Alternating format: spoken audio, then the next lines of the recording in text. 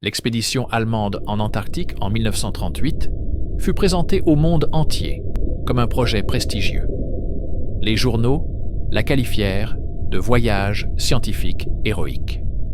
Le Reich envoya un navire vers le sud, le Schwabenland, avec des avions sur son pont et des drapeaux dans sa cale. Les ordres officiels faisaient état de stocks de baleines, de données météorologiques et de revendications territoriales. Les photographies montraient des officiers en manteaux épais, souriant sur la glace, lançant des balises métalliques en forme de croix gammée depuis des avions vers le désert blanc en contrebas. L'histoire s'arrêtait là pour le public. Un court reportage, un paragraphe dans un livre d'histoire. Rien d'inhabituel. Les véritables ordres étaient différents. Dans un coffre-fort verrouillé dans la cabine du capitaine, se trouvait un dossier estampillé d'une classification qui le plaçait au-dessus du trafic militaire normal. À l'intérieur se trouvaient des copies de lettres datant de 1926. Ces lettres provenaient d'un baleinier norvégien, un homme qui avait passé des années dans les eaux du Sud et qui avait vu quelque chose qu'il ne pouvait oublier. Il décrivait des lumières sous la glace, pas des aurores boréales, pas des reflets, des lumières qui se déplaçaient selon des motifs, des rangées, des courbes qui ne correspondaient à rien à la surface. Il décrivait également une carte gravée dans la roche d'une grotte où il s'était réfugié pendant une tempête. La carte ne montrait pas les côtes. Elle montrait des points dans le ciel, des étoiles reliées par des lignes.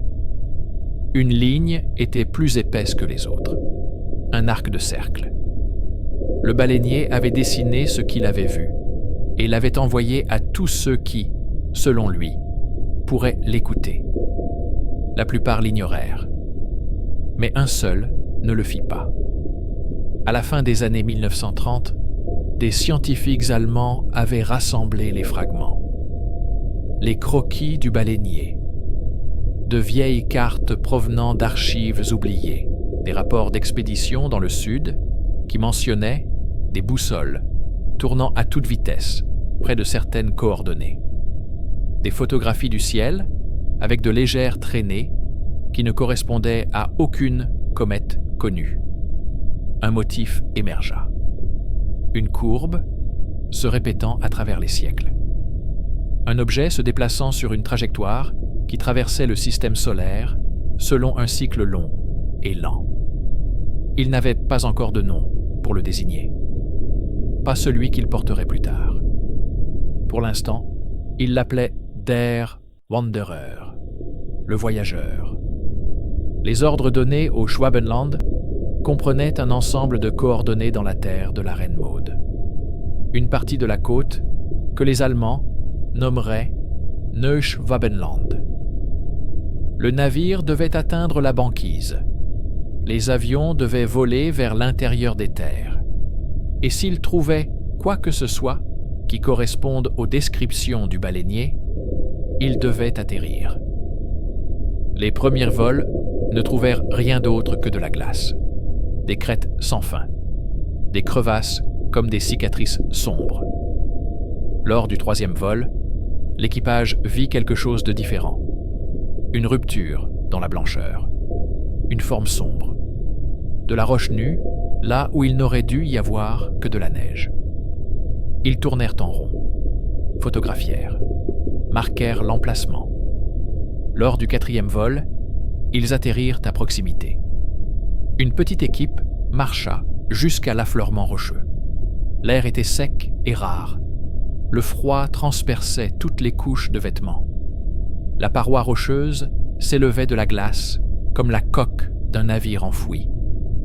À sa base se trouvait une brèche, une ouverture étroite, juste assez large pour qu'un homme puisse s'y faufiler.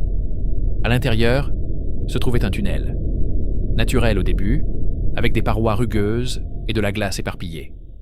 10 mètres plus loin, la roche changea. Les parois sont devenues lisses, polies. Le tunnel descendait en pente douce. L'air se réchauffait. La lumière extérieure s'est estompée. Ils ont allumé leurs lampes. Les faisceaux ont révélé une chambre. La chambre n'était pas grande. Elle mesurait peut-être 8 mètres de large. Le plafond était si bas que même l'homme le plus grand devait se baisser. Les parois étaient couvertes de gravures, pas des runes, pas des lettres, des lignes, des cercles, des points disposés selon des motifs qui semblaient aléatoires jusqu'à ce que l'œil commence à les suivre. L'un des scientifiques, un astronome nommé Vogt, s'approcha. Son souffle formait de la buée dans l'air froid. Il leva sa lampe. Le motif se précisa. C'était le ciel. Pas tel qu'on le voyait depuis cette latitude sud. Tel qu'on le voyait depuis un autre endroit. Les constellations familières étaient là, mais déformées, inclinées, tournées.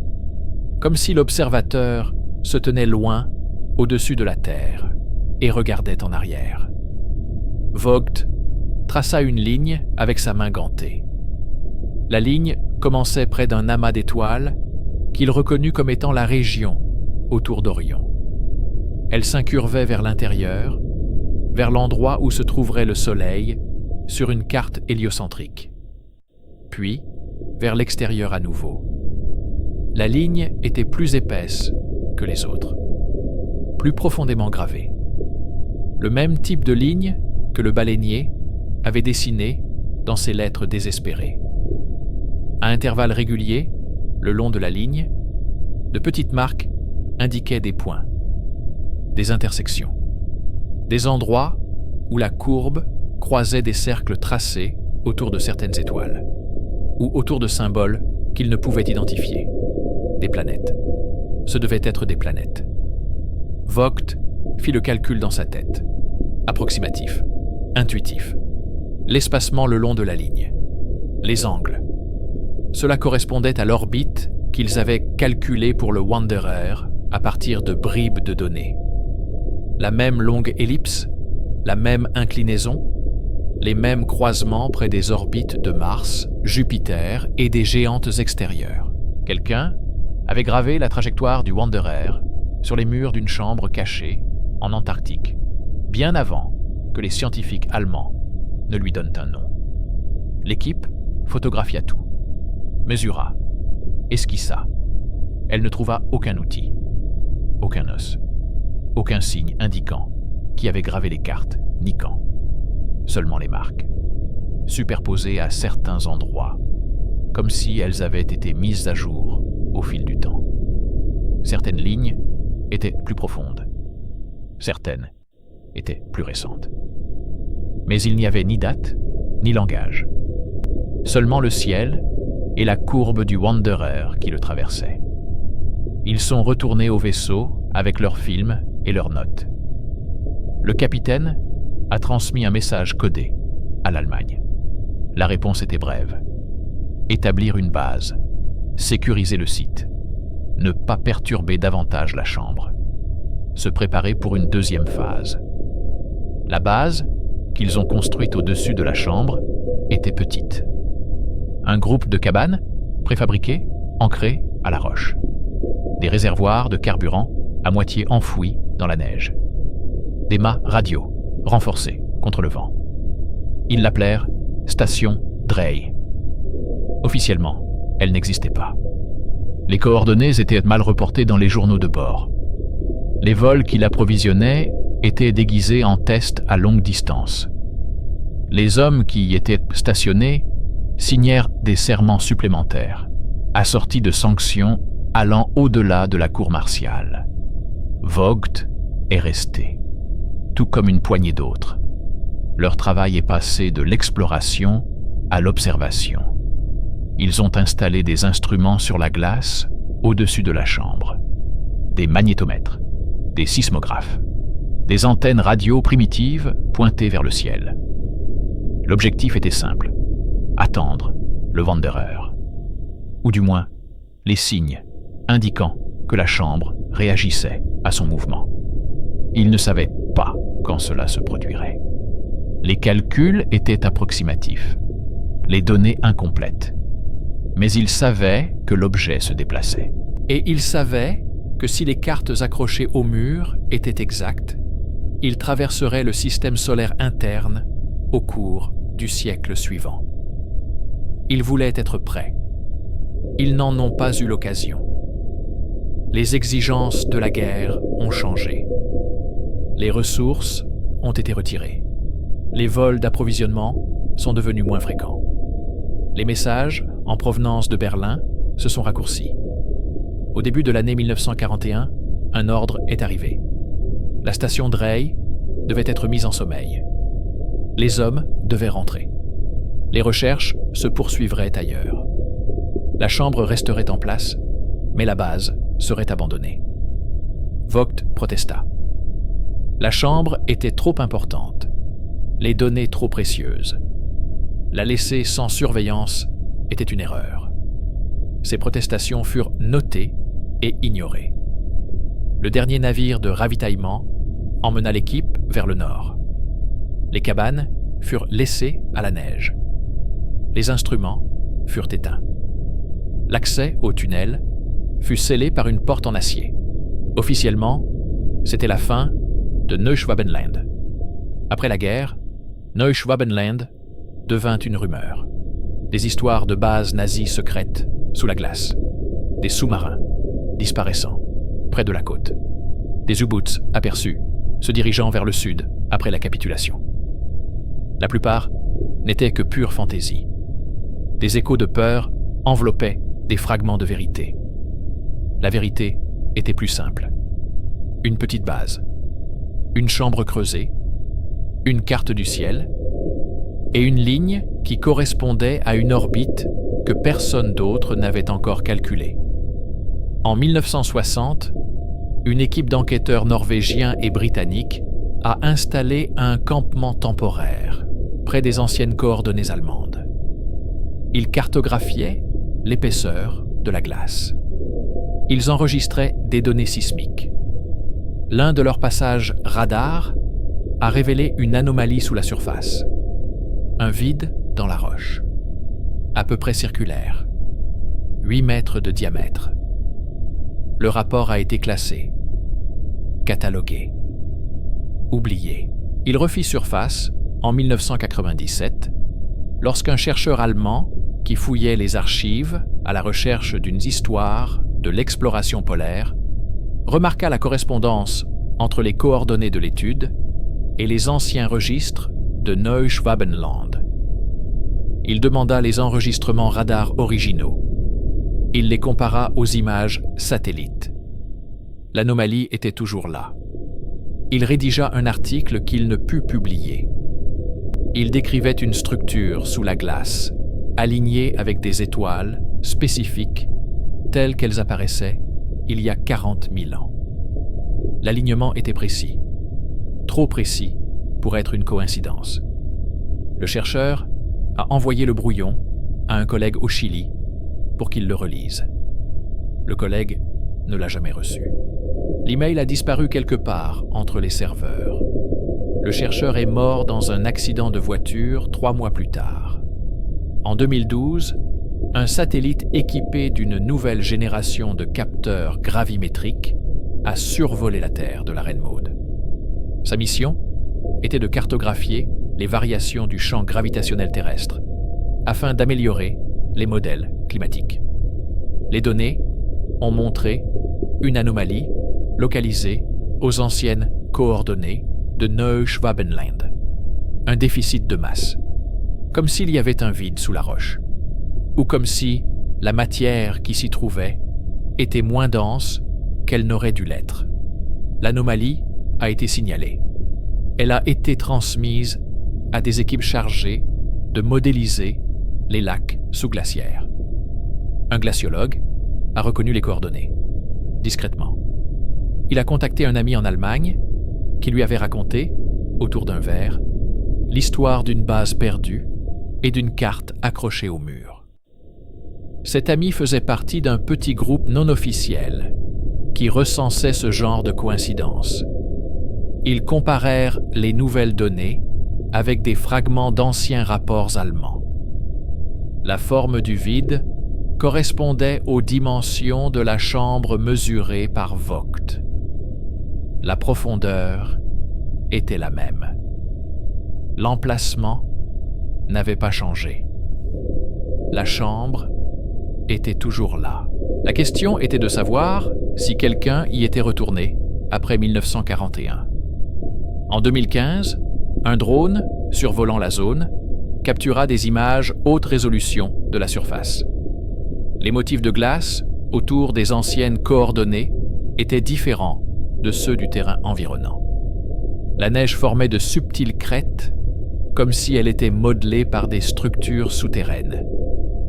L'imagerie thermique a montré de légères variations de température.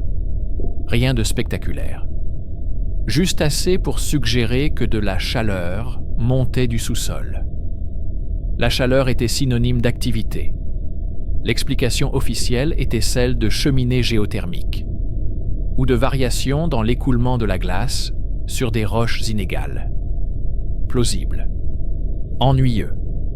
Facile à accepter. Mais le petit groupe qui connaissait l'existence de la chambre ne l'a pas accepté. En 2018, des fragments d'un journal de bord ont été trouvés dans une collection privée, en Argentine. Le journal de bord appartenait à un capitaine de sous-marin allemand.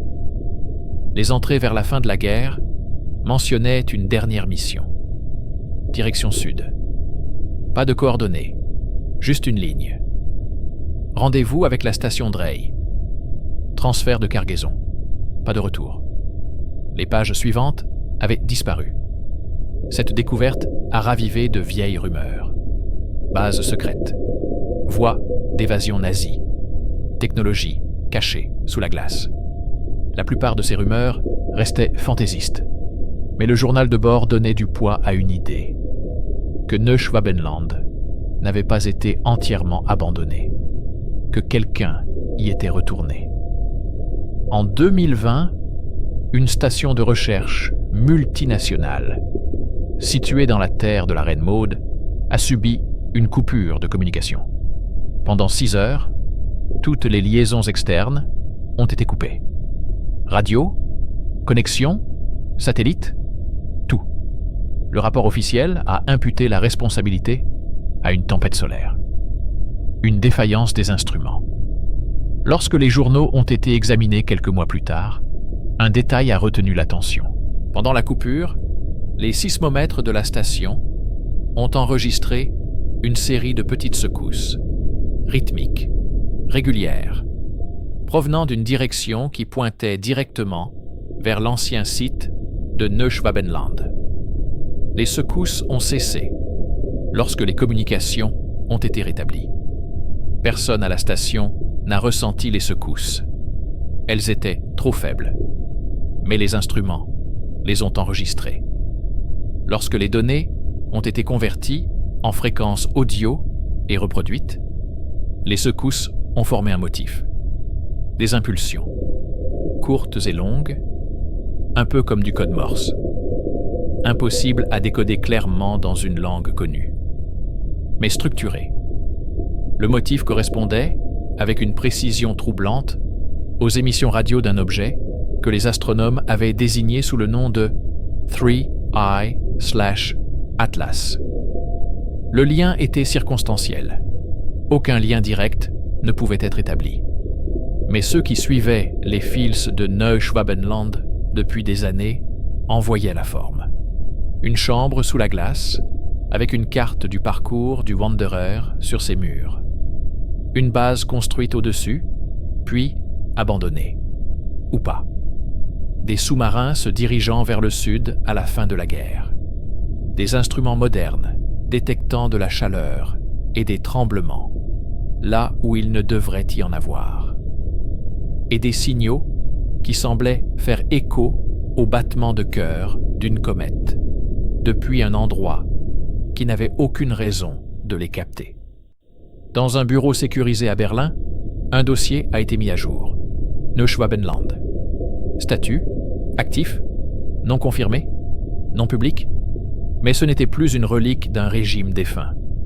Quelque chose sous la glace observait toujours le ciel, suivait toujours la trajectoire de 3i/Atlas à travers le vide, et qu'il ait été construit par des mains humaines ou simplement trouvé par elles, il était devenu partie intégrante d'un réseau qui ne s'arrêtait pas à l'atmosphère terrestre. La glace allait couvrir ses secrets pour l'instant. Le vent allait effacer les traces, comme il l'avait toujours fait. Mais la carte sur le mur restait, gravée dans la roche, qui se moquait bien de savoir qui revendiquait le territoire au-dessus. La courbe du Wanderer traversait le champ d'étoiles. De vieilles lignes, de nouvelles questions. En attendant le prochain retour de la comète et que la chambre cachée décide, une fois de plus, de répondre. En 2023, une société de recherche privée, enregistrée en Islande, a discrètement constitué une équipe pour ce qu'elle a appelé une mission d'études glaciologiques en Antarctique. La société était financée par des sources qui n'apparaissaient pas dans les documents publics.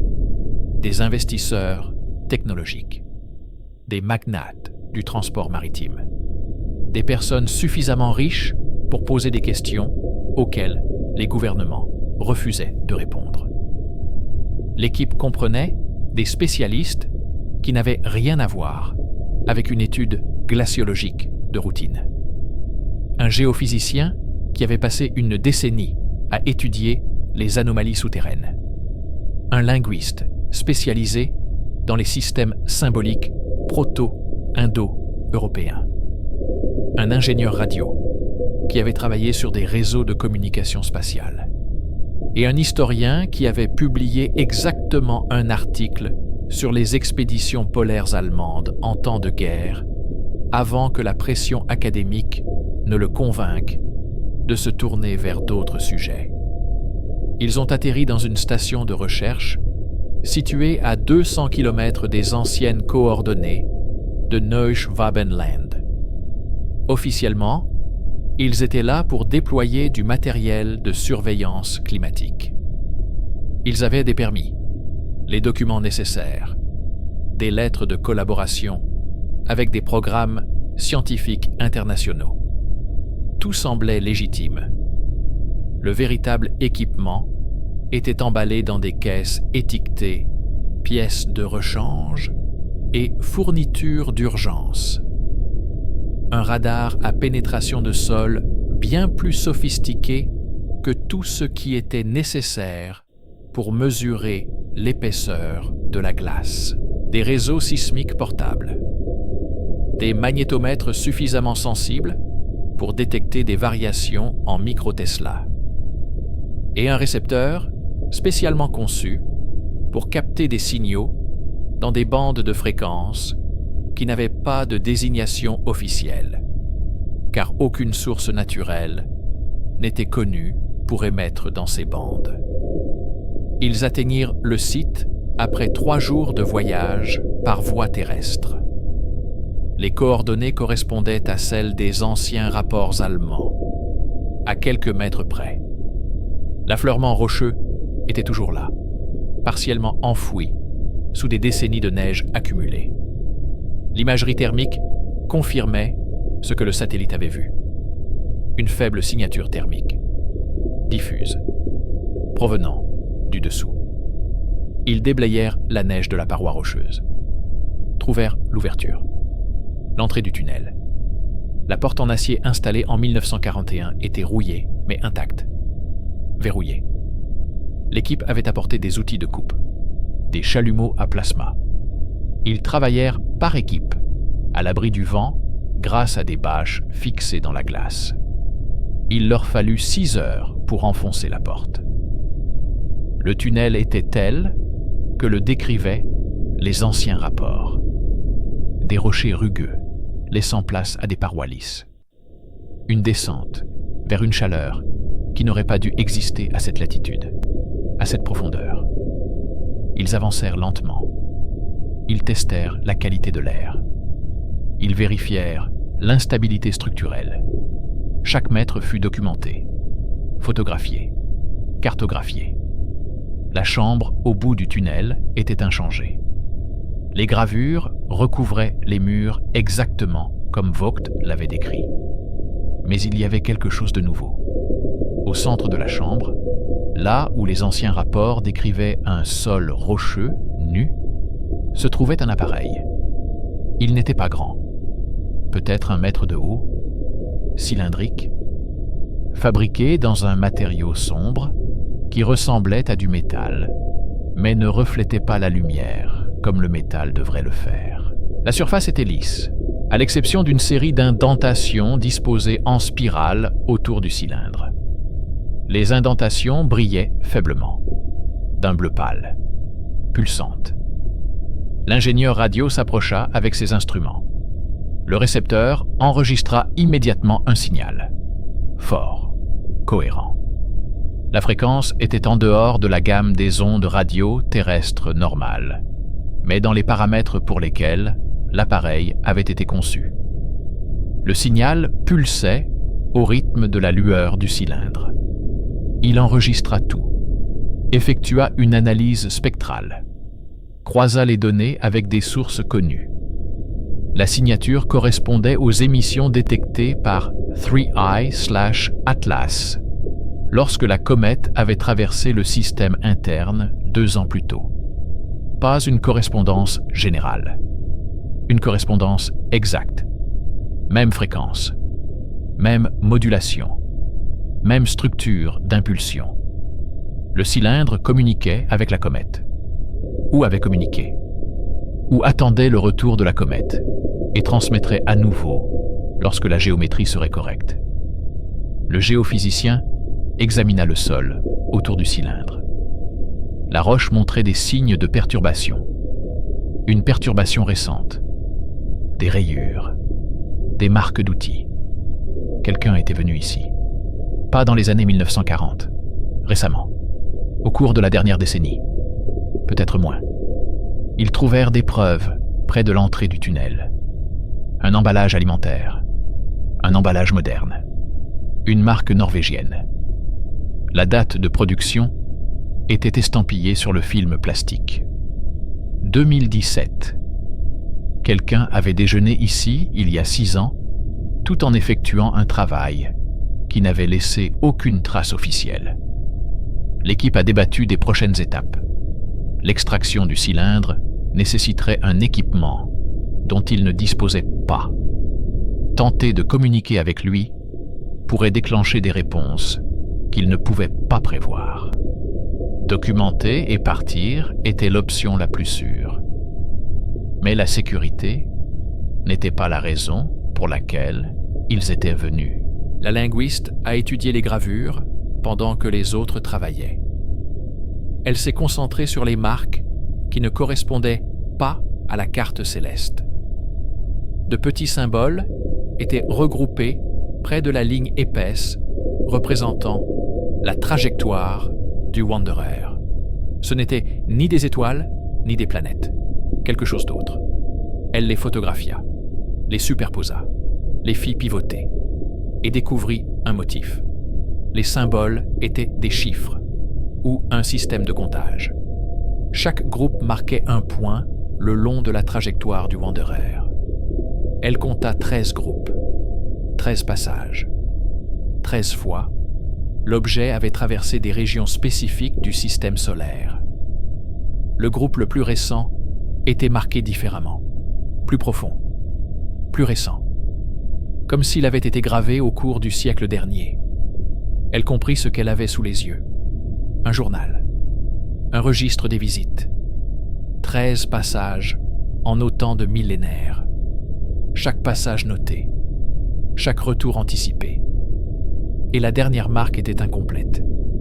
Une ligne commencée, mais non terminée. En attendant le 14e passage.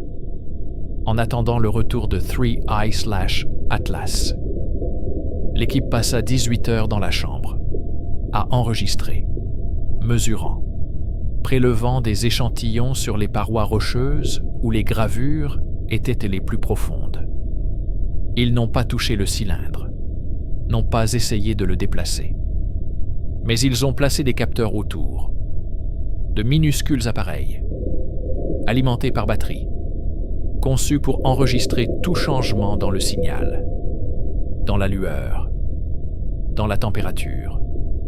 Ils ont scellé l'entrée du tunnel derrière eux lorsqu'ils sont partis.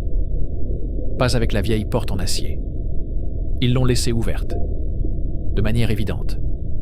Un message. Ils l'ont scellée avec de la glace, de la neige tassée, pour que cela ait l'air naturel. Comme si l'entrée n'avait jamais été dégagée, laissant le vent finir le travail. De retour à la station de recherche, ils ont transmis leurs données par des canaux cryptés. Pas au gouvernement, pas aux universités, aux personnes qui avaient financé l'expédition, des personnes qui suivaient les pistes de Neuschwabenland et 3E/Atlas et une douzaine d'autres fragments d'un puzzle trop vaste pour être contrôlé par une seule nation. Les données ont confirmé ce qu'ils soupçonnaient. La chambre n'était pas une relique, elle était active. Le cylindre n'était pas ancien, il était fonctionnel. Et quel que soit le réseau dont faisait partie 3E/Atlas, l'humanité avait trouvé l'une de ces stations au sol creusées dans la roche antarctique, attendant un signal qui était déjà en route. 3 mois plus tard, les capteurs qu'ils avaient laissés dans la chambre ont transmis une rafale de données avant de se taire. La rafale a duré 14 secondes. Elle contenait un enregistrement de l'activation du cylindre. La lueur s'intensifiait. Le signal se renforçait. Et un nouveau son. Une tonalité. Une basse fréquence. Résonnant à travers la roche. La tonalité correspondait au bourdonnement décrit dans les rapports allemands provenant du Groenland. Le même bourdonnement qui avait chassé l'équipe de Vogt de leur chambre des décennies, avant que 3E/Atlas n'ait un nom officiel. Le réseau se réveillait, nœud par nœud, chambre par chambre, sculpté dans la glace, enfoui sous la roche et caché dans des endroits que l'humanité venait tout juste de commencer à explorer. Neuschwabenland en était un. Le Groenland en était un autre. Et quelque part dans les données, dans les cartes, les signaux et les enregistrements laissés par ceux qui avaient tenté de comprendre, se trouvaient les coordonnées des autres, attendant, écoutant, comptant les secondes, jusqu'au moment où le Wanderer reviendrait en force et où la 14e marque serait gravée dans la pierre.